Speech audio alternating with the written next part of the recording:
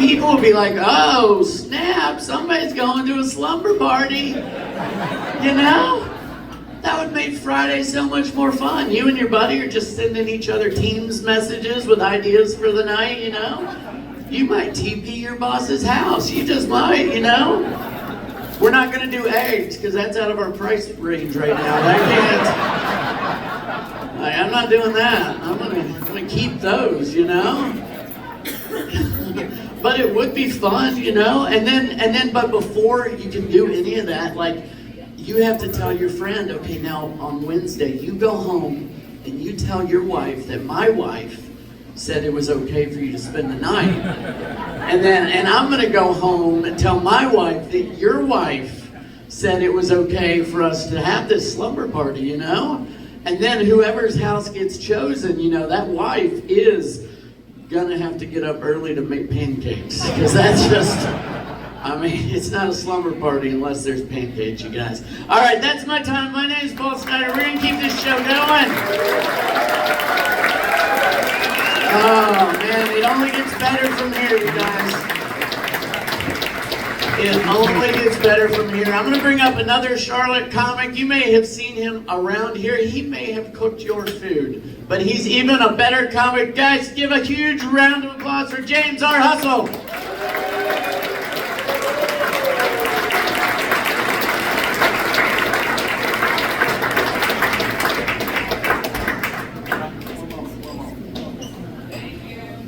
To do it earlier. Yeah, thank you.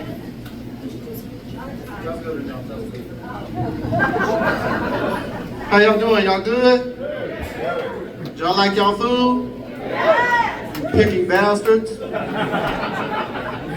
I'm just playing.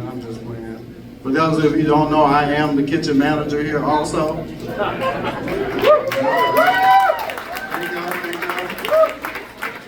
I give it up for Chuck Johnson. I appreciate him. He's one of the few bookers that fucks with me here in Charlotte. For those of you who don't know me, I'm a retired drug dealer. Semi-retired. But now I'm a full-time single father of my 12-year-old daughter, so it's a pretty opposite lifestyle. Y'all look out for my book that's coming out, From Duffel Bags to Diaper Bags.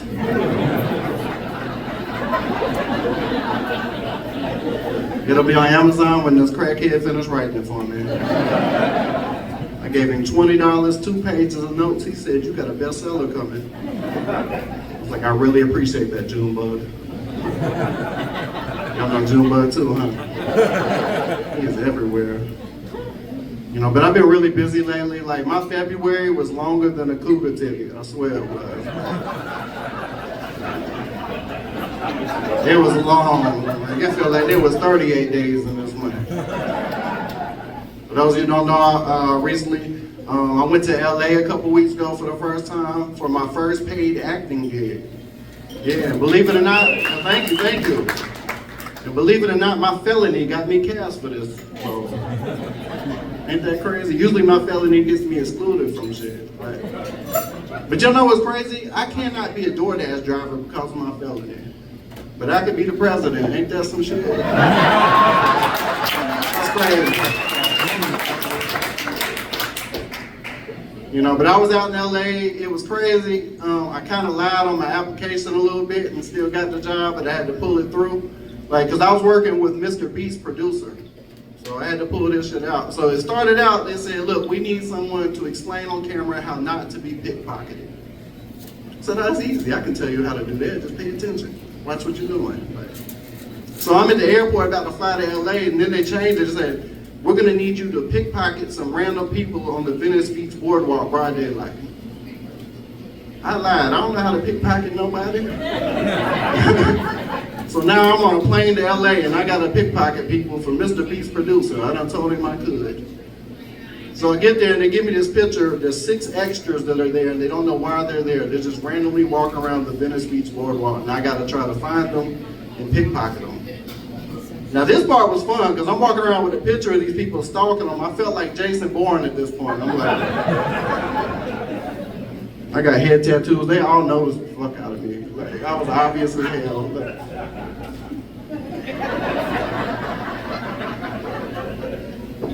So I see the first target. It's this little 5'6", 150-pound gay Spanish dude. Now, there's nothing wrong with that. I'm just saying this so you get a visual.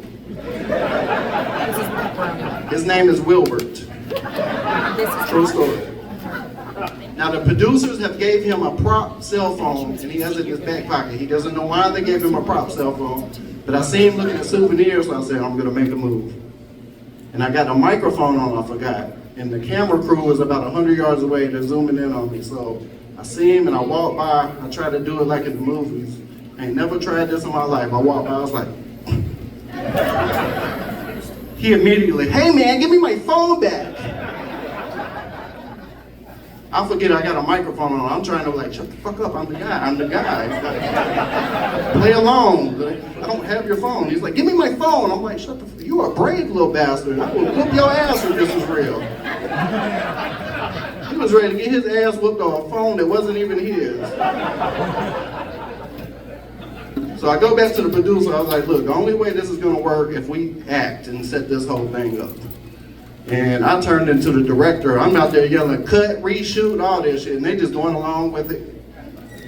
So now we getting the best shots. Like, he knows what we're doing now, so we playing along. I'm back there getting behind the back, no look, phone grabs, I'm like. I look like a professional. So y'all be looking out for that on YouTube. It's called Law by Mike, his channel. It'll be on there sometime, I don't know. And I forgot to mention, before I got there, I had stopped at a dispensary and ate like 200 milligrams of edibles, so I was high as shit this whole time. That was a fun trip. Went to Las Vegas for the first time a couple months also. I was at Jimmy Kimmel's Comedy Club, that was dope. I also joined the wrestling business, the professional wrestling business. Yeah, I'm just James R. Hustle in there too. I'm just the wrestling manager now, so I get to yell and talk shit to rednecks and make fun of them. And the more they boo me, the better I'm doing. It's great. Up here, I gotta make y'all laugh. There, I can talk shit. But if they run up on me, I'm always ready. For those of you who don't know me, I do a lot of things. They call me Hustle for a reason. As y'all know, I'm the kitchen manager here, professional wrestling manager, semi-retired drug dealer. I used to be the general manager of a Dominican restaurant, and I didn't speak Spanish. I lied on that application too. I went the whole first month thinking my name was Jirafa Blanco. That just means the white giraffe. Isn't that messing with me? You know, but dealing with the customers is crazy. You know, when you're the GM, you gotta deal with the customers and the employees, and it's crazy. Like the other day, a lady ordered some chicken nachos with light gluten. Yes, she was. I said, ma'am, gluten, that's not seasoning. She said, I got Similac disease. I said, ma'am, that's baby formula. I think you mean celiac disease, which is fake anyway. It ain't nothing but a gentrified peanut allergy. Y'all know how I know? Because every time somebody orders something gluten-free, I sprinkle extra gluten on it. Ain't nobody dead yet. You're lying. You know, but dealing with the employees is just as bad. Like the other day, a guy came in, he had 10 years experience on his application for the position he was applying for.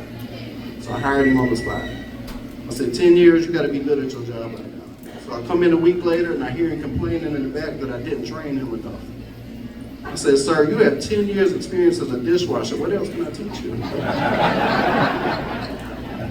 You should be dishwashing supervisor by this point. Then the other day, my line cook called out of work. He said, my son got a fever of 137.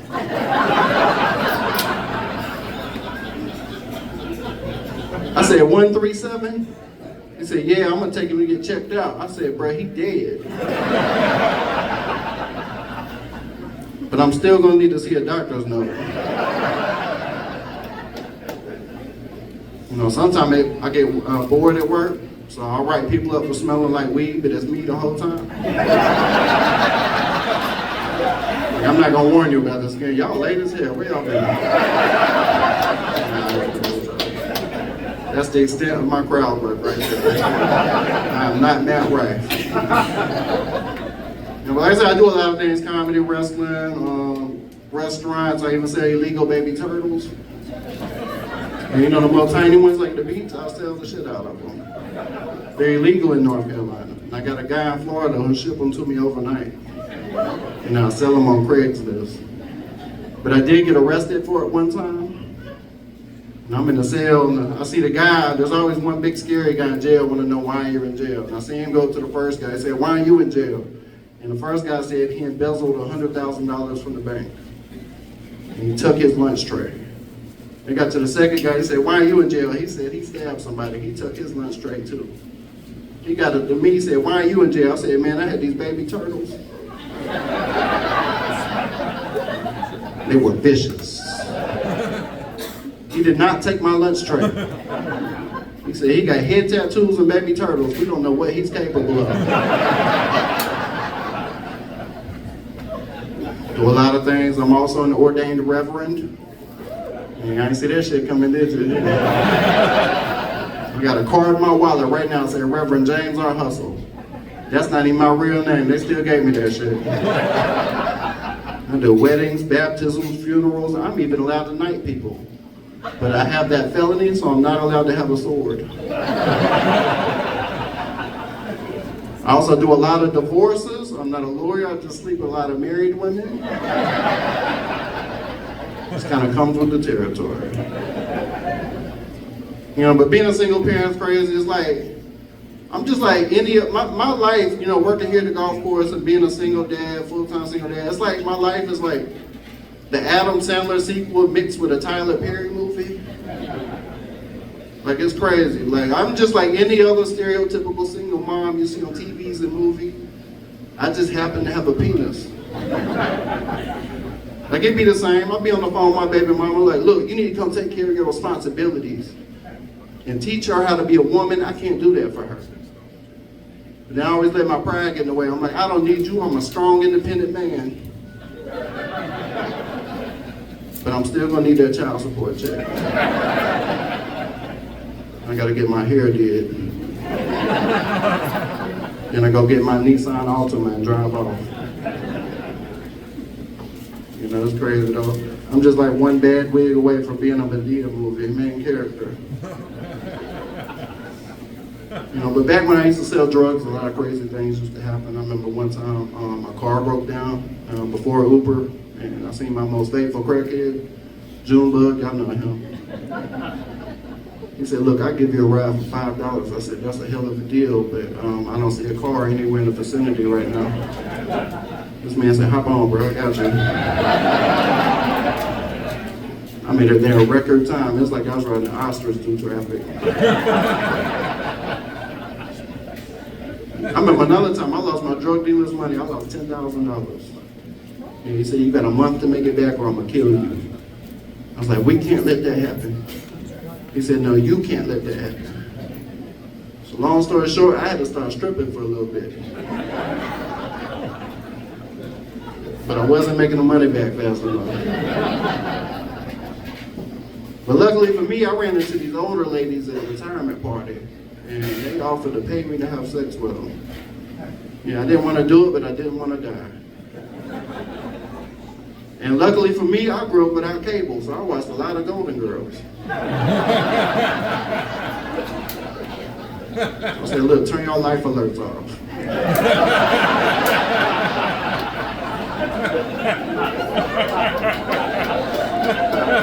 I got weed on me.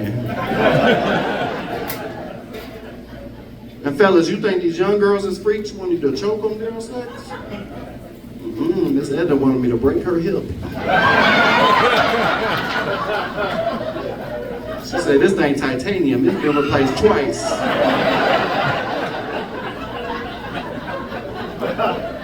I knocked the polygon out of her ass.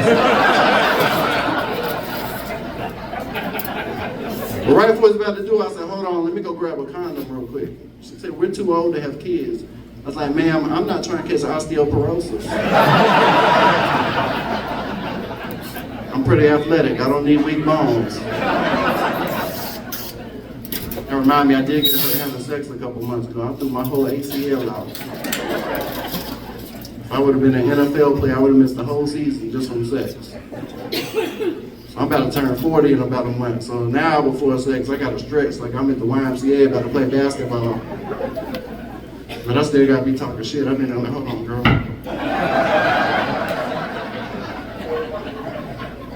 Let me get this hamstring warmed up.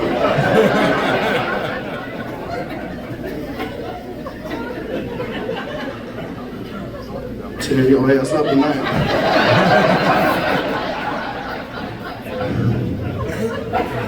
I just pulled my shit for real.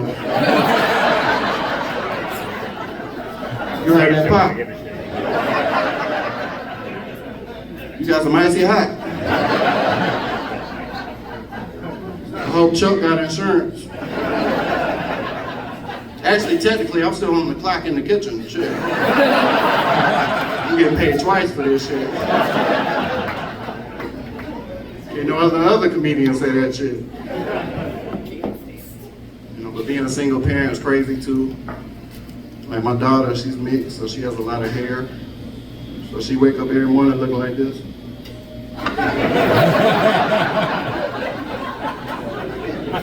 Dad, can I have some cereal? Like I said, it's just me, so I learned how to do hair pretty quick. But I got good at it. I put her on the bus in the morning, she looked like Pocahontas. She come home, get off the bus, look like Tina Turner. The hell was y'all doing in school? Rolling on the river? Man, signed no permission slips for this. We're gonna talk about this at the next PTA meeting.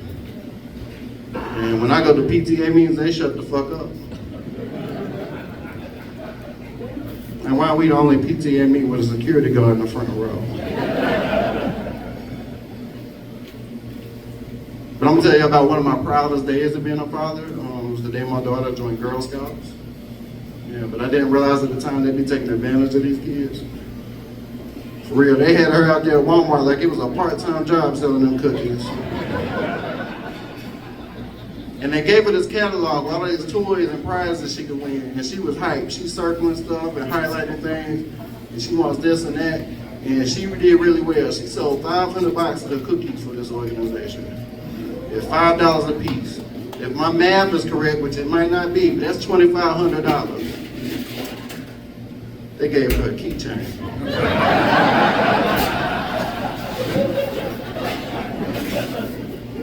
$50 boxes of cookies, they gave her a keychain.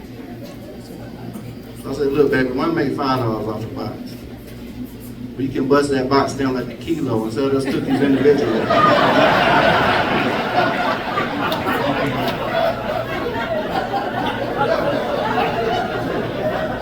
And she took to it. She turned into Cookie Montana out this motherfucker.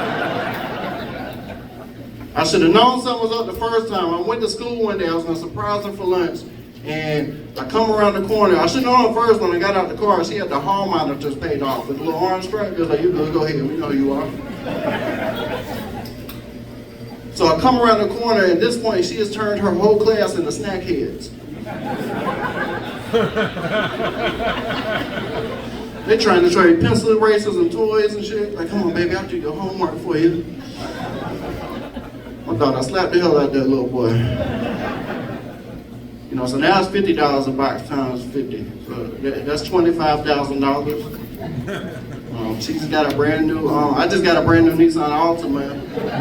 And she got a brand new Nissan Altima keychain. But before I get up out of here and bring the headline up here, I forgot to tell y'all I'm putting this on social media because I called out of work sick to be here tonight. Not this job, the other job. I'm gonna teach you how to get a day and a half off work and look like a strong, dedicated worker. So the lower and slower technique, none of my employees better try this shit. We'll say you need Friday off work. You go in Monday, all you do is make eye contact with your boss and go, go on about your business for the rest of the day. That's it, Monday. Now Tuesday on the way to work, you're gonna stop and buy ginger ale and take it to work with you because regular people don't drink ginger ale for no reason. This is subliminal messaging. And you're gonna get to work, you're gonna make eye contact, you're gonna go and then drink the ginger ale. Go on about your business for the rest of the day. Now Wednesday, you got two things to do. Wednesday, first, you gotta hit them with the fast bathroom walk when you get into work. Y'all know which one I'm talking about? They're not gonna ask no questions, but this is still subliminal messaging. Now also Wednesday, your cough is now developed into an alternator problem from the 87 Cutlass.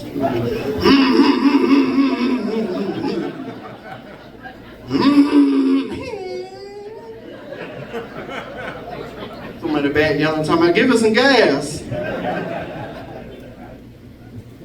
Thursday, you're gonna come in all the way lower and slower. Thursday, you're like this now. Then they're gonna ask you one time, they're like, you all right? You're like, I'm good. It ain't hot in here. Y'all ain't hot. It's hot. I'm like, you sure you're okay?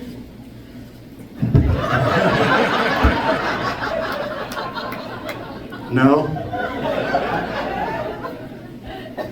But y'all need my help. So I'm gonna stay. Just prop me up against the fryer, I'll be all right. I got my slip resistant shoes on. Safety first. It's like, we can tell you don't feel good, man. Take the rest of the day and tomorrow off. I said, you for real? Usually I jump up real fast, but I pulled my hamstring on that other joke earlier. So I'm gonna get up real slow. But y'all need to start coming in here for lunch more often, damn it. I'll be in here bored at lunchtime. Okay. Especially like Mondays and Tuesdays. Come here and get some lunch, all right? I'll be the one making it. I promise I won't mess it up. Everybody go to my website, jamesrhustlecomedy.com. That'll take you to all my social media links. Next week, I'm headlining a baseball stadium out in Gastonia. I got a wrestling show coming up next week. Y'all come to that. Did y'all see me on the news a couple weeks ago? I was on the news for wrestling and I got to choke somebody on the local news. How many people can say they've got to do that? I think I may be the only person. Yeah, I was on Queen City News. Y'all check that out. But I'm about to bring the headliner up here in a minute. This guy's been on Jimmy Fallon and Tonight Show, TikTok, Comedy Central. Y'all ready for the headliner tonight? Everybody give it up for Pete Lee.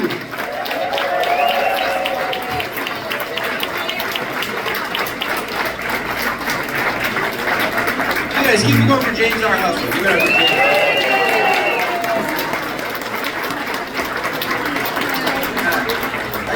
He was like, I'm James Hustler. And I was like, I'm Speedy Pete. Yeah, this is great. This is so good to be here in your community. Oh my God,